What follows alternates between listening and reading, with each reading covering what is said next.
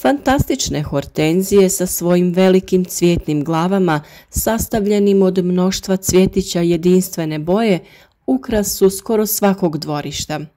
Bilo da su posađene kao pojedinačne biljke ili u špaliru, pored staza, hortenzije plijene svojom ljepotom. Postoji više vrsta hortenzija, a za sve je zajedničko da nisu zahtjevne biljke. Bolje uspijevaju u polusjeni nego na direktnom suncu. Prvi i bitni radovi oko ovih biljaka obavljaju se upravo u ovo vrijeme, naravno ukoliko to vremenske prilike dozvoljavaju, pa ćemo sada reći zašto je potrebno orezivati hortenzije.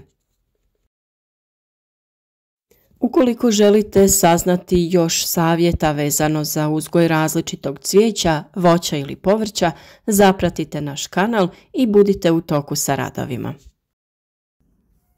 Hortenzije su inače grmolike višegodišnje cvjetnice koje mogu opstati i bez rezidbe.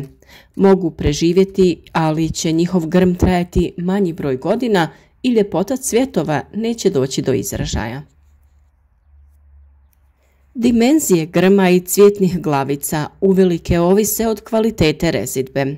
Rezidbom se grm rasterećuje od starih i osušenih grana, odsvalih cvjetnih glavica. Na ovaj način eliminiramo sklonište za brojne štetne organizme, smanjuje se mogućnost pojave bolesti. Orezani grmovi formiraju ljepše i kompaktnije grmove sa bujnim izdancima i listovima, što na kraju dovodi do formiranja većih i ljepših cvjetnih glavica. Sve one izmrzle izdanke kao i izdanke na kojima primijetite simptome bolesti ili oštećenja od štetnika odstranite u potpunosti. Tokom jeseni hortenzije nije potrebno orezivati. One dobro podnose zimu i štite se pokrivanjem unutrašnjosti grma lišćem. Neorezane hortenzije su zaštićenije od niskih temperatura, a neorezane grane se tokom jeseni mogu skupiti i svezati kako bi bile što kompaktnije. Ovako pripremljen grm je spreman za prezimljavanje. Hortenzije koje se orežu u jesenskom periodu daju manje cvjetova tokom narednog ljeta, a formirani cvjetovi su manjih dimenzija.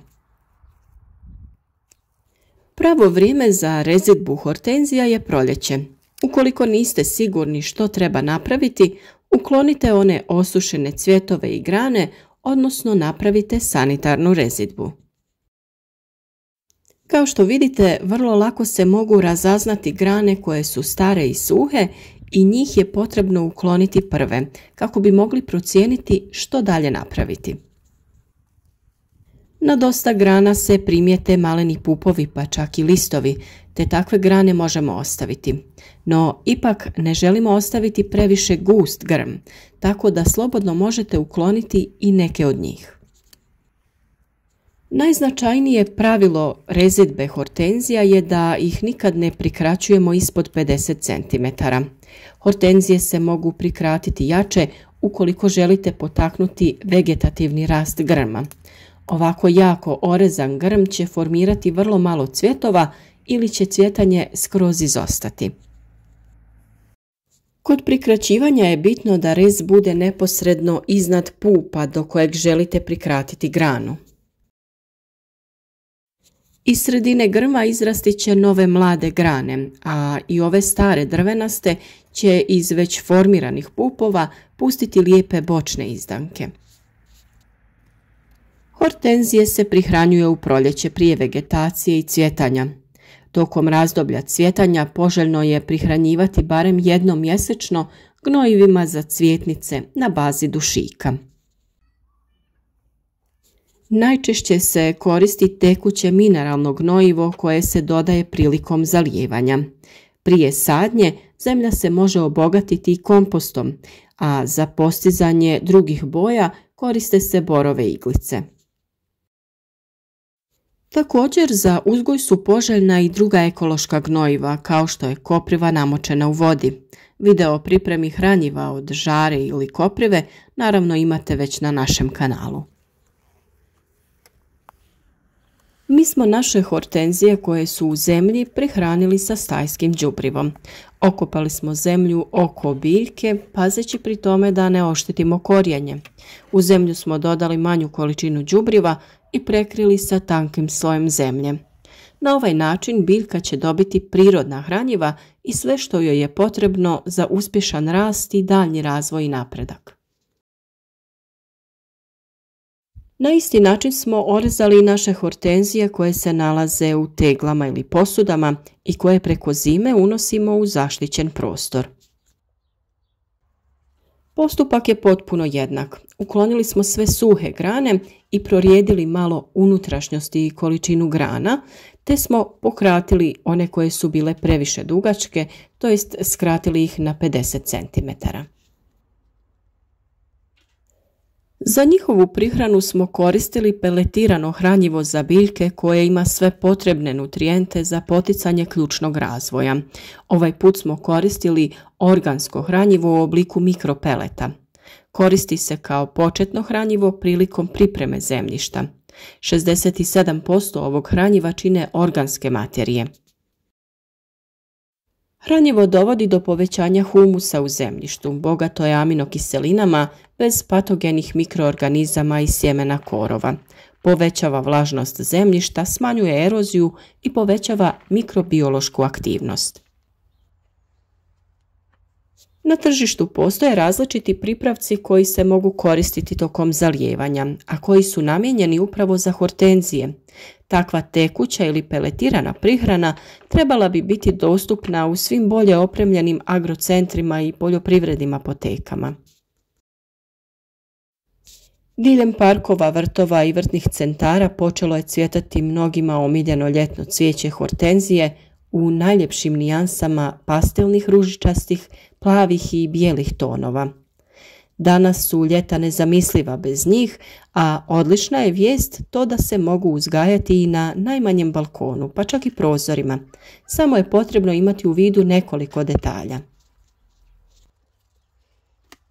Prvo je važno pripaziti na veličinu tegle ili posude. Hortenzije su biljke koje relativno brzo rastu, pa već za godinu dana mogu značajno uvećati veličinu svog korijena, a time i drugih dijelova.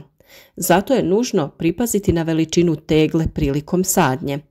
Izbjegavajte držati ih u plastičnim teglama u kojima ste ih kupili, te ih svakako presadite.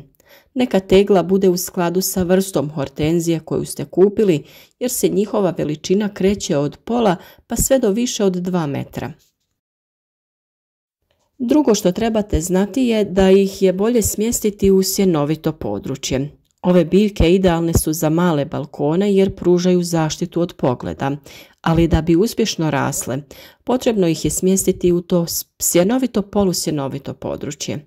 Njihovo idealno stanište trebalo bi biti okrenuto prema istočnoj ili jugoistočnoj strani svijeta. Tako će hortenzija dobiti jutarnje i prijepodnevne sunčeve zrake, no neće im biti izložena tokom podneva i popodneva, kada su temperature zraka ujedno najviše. Svakako nastojte izbjeći njihovo postavljanje na balkone koji su okrenuti jugu i zapadu.